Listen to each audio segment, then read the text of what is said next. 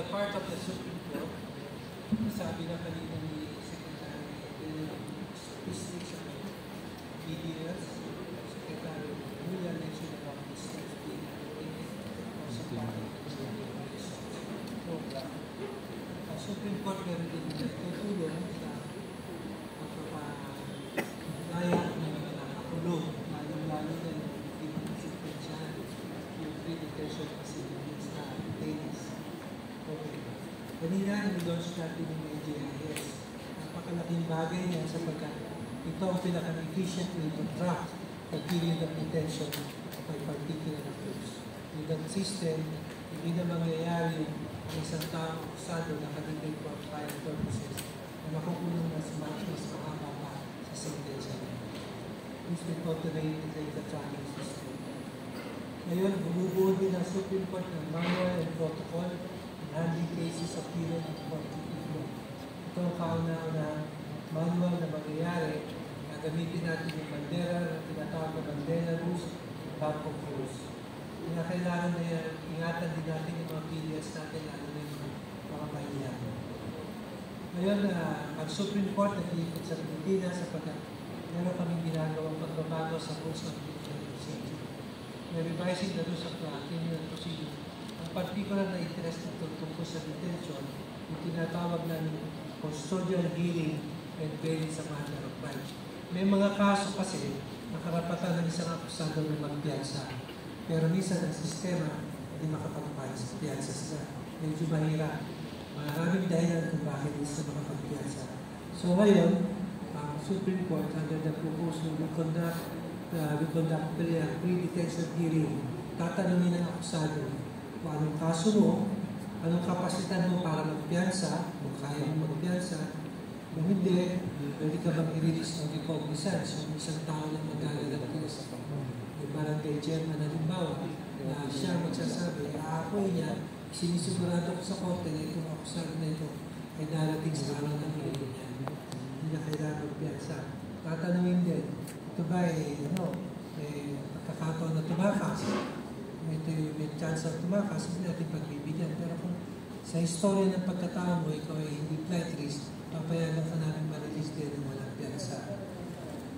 Kung ikaw ba may sakit, kasi minsan ang mga akusado, mahuhulid yung mga sakit, ang kondisyon ng kanyang katawan, lusugan, titingnan din namin niya kung kailangan ka bang makulong o pwede kang dalhin sa isang treatment center. Halimbawa, ang nahuli ng mga arestado, maraming beses ito, mga kababaihan, mga nanay, nursing mother, pregnant women, yun ay ikukonsidera din ng korte kung kailangan ba sila kukulong o payagan magpiyansa o bigyan ng recognizance. O halimbawa, ang nahuli, tatay na siya lang kumikita sa pamilya o nanay lang siya kumikita sa pamilya para buhayin, titingnan natin yun. Pwede natin silang magikulong, bigyan natin ng pagkakataong nasa labas habang dinidinig yung kanilang kaso. O kaya naman, minsan natatanda na nakakasuhan pa. Ang problema natin, walang pinipiling edad minsan pag-commit ng crime. Lolo na lang, gumagawa pa ng kalokohan. So, titingnan din natin. Anong palagayan ng lolo nito? Kaya ba natin makalabas? Anong tinatry ng kaso pa? Kailangan natin i-require siya ng piyansa. So, marami pang paraan. Titingnan muna. Hindi kasi nung araw, hindi ko tinatanong ng husgado, di ba?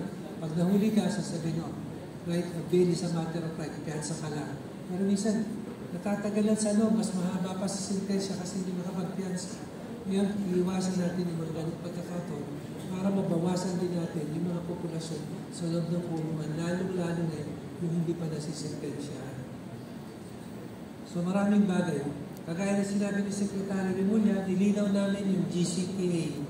Pinayagan namin na kahit ikaw ay convicted ng heinous crime at you're entitled to GCPA, pinapayagan ka namin mag-avail ng GCPA. Para mapabilis din ang proseso ng kaso, July 11, 2024, ang Supreme Court through the OCA issued OCA Circular No. 205/2024 establishing additional courts. Importante kasi may korte accessible na lalo na sa gabi mga nahuhuli. So nagdagdag kami ng additional na night courts sa La Union, Pampanga, Cavite, Batangas, Iloilo, Bohol, Cebu, Aklan, Surigao del Norte, Albay, Negros Occidental, Misamis Oriental.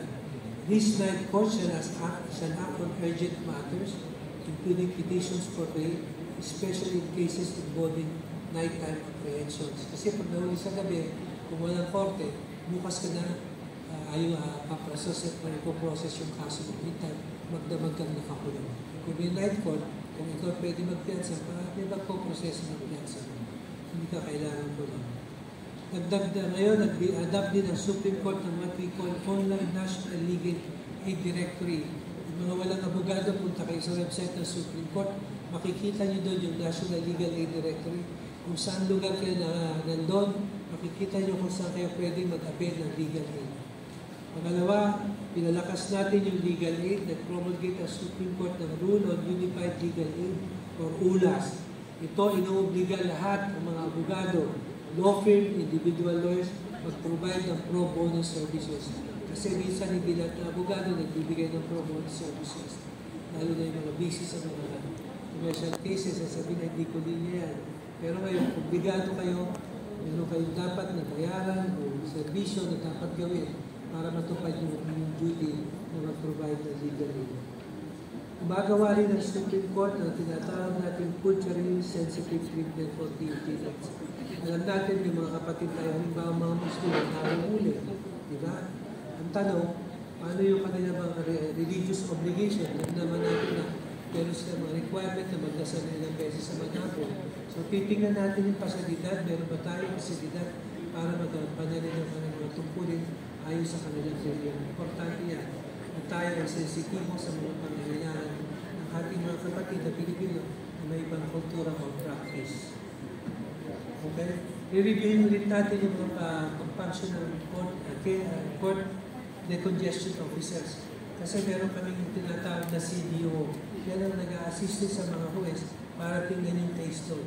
So, pagbutihin nila ang servisyo para malaman kung ano ang process ng kaso, mapabilis ito para ma-process na ang mga kasong kailangan na nabibigbig ng tagunan para may sigurado makalabas yung akusado dapat na makalabas. Babalik namin yung task force katarungan at kalayaan sa mga syudad. So ito din ang task force na magre-record ng progress ng criminal cases. In fact, inutusan namin lahat ng huwes. Ang obligasyon nyo na mag-jail visit. Dati kasi nag-ibibisit tayo yung EJ, or executive judge. Anong alam ng executive judge sa kaso ng ibang huwes? So wala siyang pakialam sa same person na hindi niya kaso. Hindi niya nakikita yung record. So ngayon, we mandatorily obliges all judges to conduct jail visit to see to it that the cases pending in their court are properly monitored. Para sigurado tayo, alam mo yung kaso mo, sa yung naka-assign yan, sino ba nakulong dito? Alamin mo yung status ng kaso. So tingnan niyo yung record, pagpunta niyo doon, kailangan na ba itong ma-release o ano dapat gawin sa kanya? Kailangan din namin, sinusuportahan din namin yung effective reintegration program for former PDLs to minimize repeat offenders and bother over the public. The Secretary Abbott sinabi niya, nag-enter sila ng OWA sa the Department of Labor to ensure that after release, they work, we support those activities. So sa partners namin, pasalamat kami, UNODC, coaches, na sinusuportahan kami sa mga bagay nito. Thank you and good morning.